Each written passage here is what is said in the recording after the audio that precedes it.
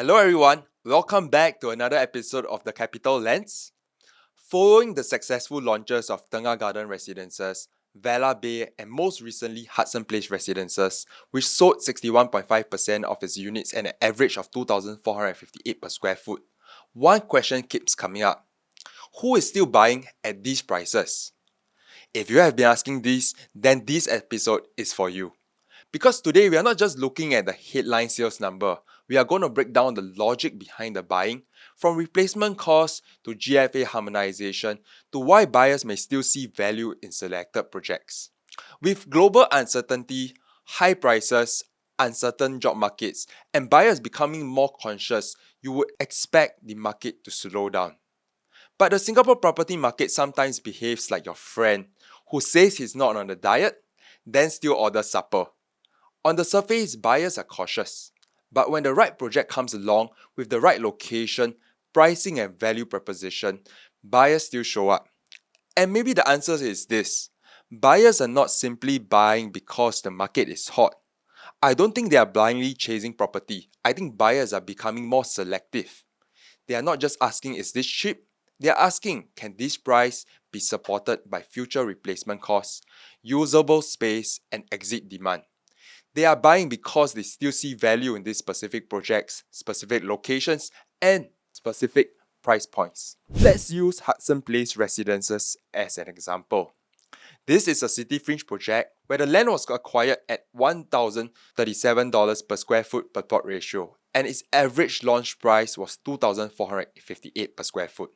Now compare that to the upcoming Telok Blangah GLS site, where the top bid came in at 1,326 per square foot per plot ratio.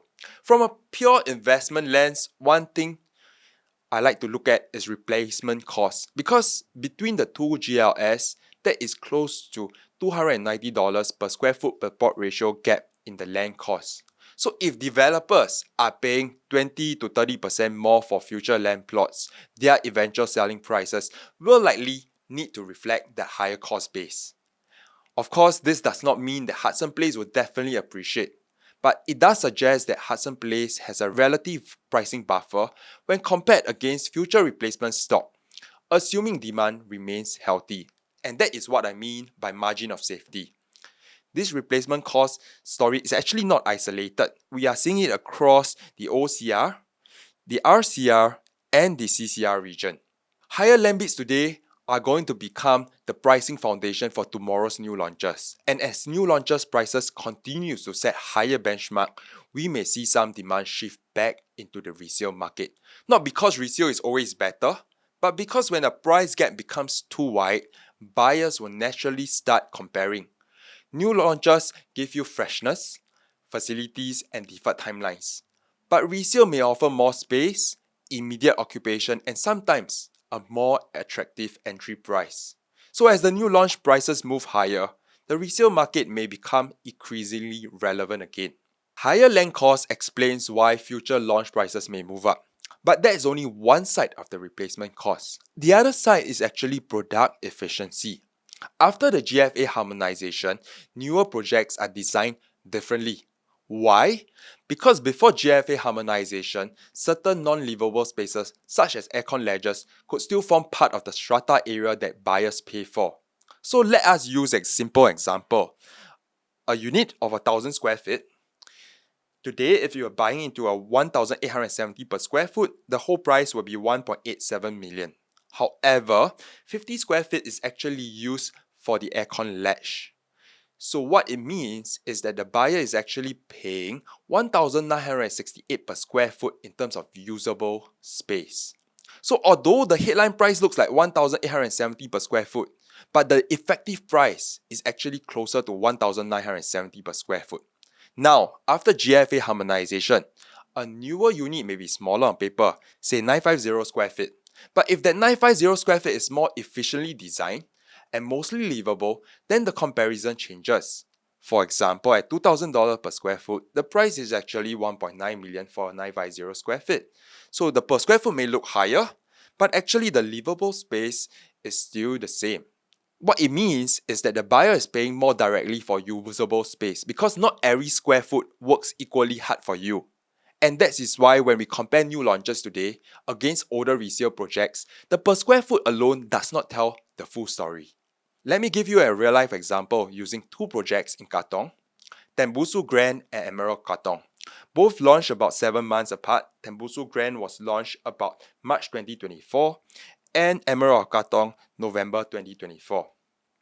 Tembusu Grand is a non-harmonized project, while Emerald Katong is harmonized. So let us just compare the layout of the 3+ study.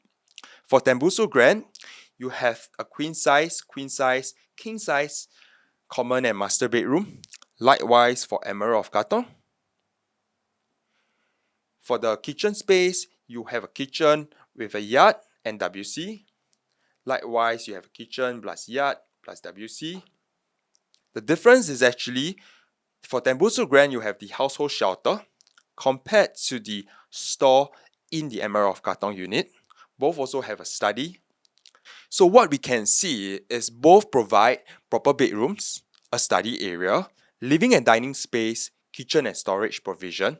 Of course, the differences is one comes with a store while the other comes with a household shelter.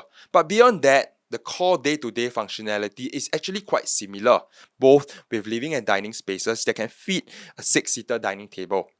Now, let us look at the numbers. If we compare this similar 3-bedroom plus study units on the level 10, Tembusu Grand unit sold at 2.843 million for the 1173 square feet. For Emerald Katong, this unit sold at 2.685 million for the 1023 square feet. On paper, Tembusu Grand looks much bigger, about 150 square foot larger. But because it is non-harmonized, so this aircon latch is actually calculated into the square feet. So if we actually apply the adjustment of 7% for the non-usable space, the estimated livable area is actually 1096 square feet. So the actual usable space is actually closer to 73 square foot between the two units. And here's the most important part. Emerald of Katong is 158,000 lower in the total quantum. So while Tembusu Grand gives you more space on paper, Emerald of Katong still delivers a very similar level of functionality at a lower total price. This is why, after GFA harmonization, you cannot just compare the per square foot or size. The real comparison is mainly about the usable space, functionality, and total quantum. GFA harmonization has changed the way we look at properties. In the past, it was easy to compare just by per square foot which unit is bigger, the cost, which one has a lower per square foot, or looking at which project is cheaper on paper. But today, that is no longer enough because after GFA harmonization, a smaller unit with higher per square foot may serve a better functionality today. So when buyers say this new launch is expensive or the resale unit is bigger, we need to pause and go one layer deeper. How much space is actually usable? How efficient is the layout? What is the total quantum? And do the units serve the same function? And how does it compare against future replacement stock? That is the shift. GFA harmonization has made it more important to compare the value properly.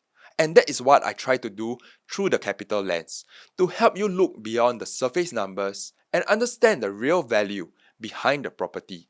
And if you would like a clearer comparison of your options, feel free to reach out. We can go through the numbers and layouts together and see actually what makes sense for your situation. And if you continue to like our content, do remember to subscribe as we produce more episodes for you. Bye!